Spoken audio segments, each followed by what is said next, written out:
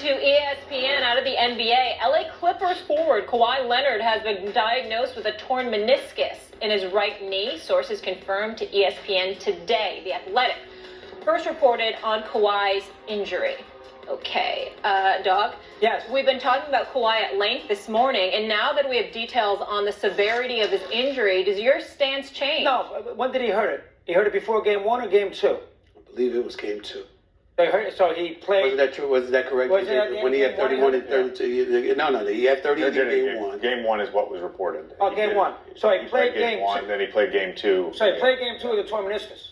Apparently. And he had 31 in the game. Yeah. And they had a chance Pretty to win. impressive. They were. You can now talk 30 years from now when you're still doing talk radio. You can talk about how Kawhi Leonard had 31 on. Yeah, you know what? I'll also talk about how Kevin McHale, with a broken foot, played throughout the playoffs. And I'll still talk about Bird, who you didn't see, him and I did, concussed, dead to the water. He'd be out a month if it happened today. Came back in the game, couldn't walk, and won game 5. I do have a funny, JJ, this is just me, man. I do have a funny question to ask you, because I've always wanted to ask you. It's a perfect excuse to ask you this question.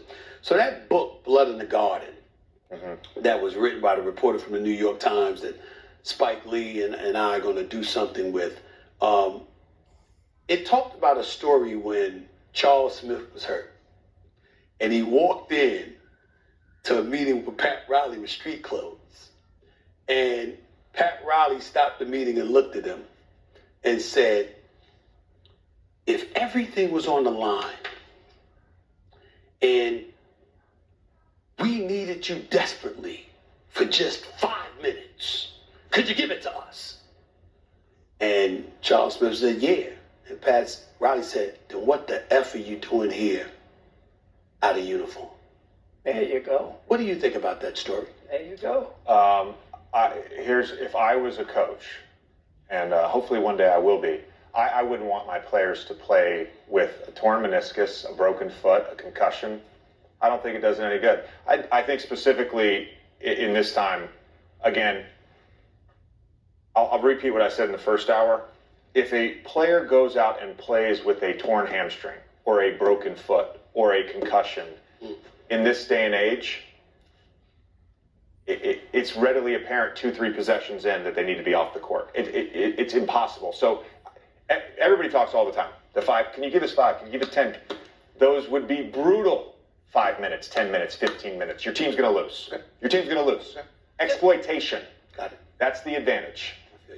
Okay, so no one's opinions changed based on... No, I played game 2 with a torn meniscus. But I do respect where JJ is coming from. I just want you to respect the fact that there's a lot of people associated with the NBA as deep, if not deeper than you, who feel differently. That's all. And I'm not saying you I don't. respect that. And I said in the first hour, Stephen A., that I respect all the old heads that did that and played through injury. Yeah. And he had... I'm not even talking about even the people that haven't, but they're in the NBA. Respect it. They They're entitled to their opinion. They feel that way. Yep. Got it. Okay. Kawhi averaged 35 in the first 2 games. All right, we'll keep it going.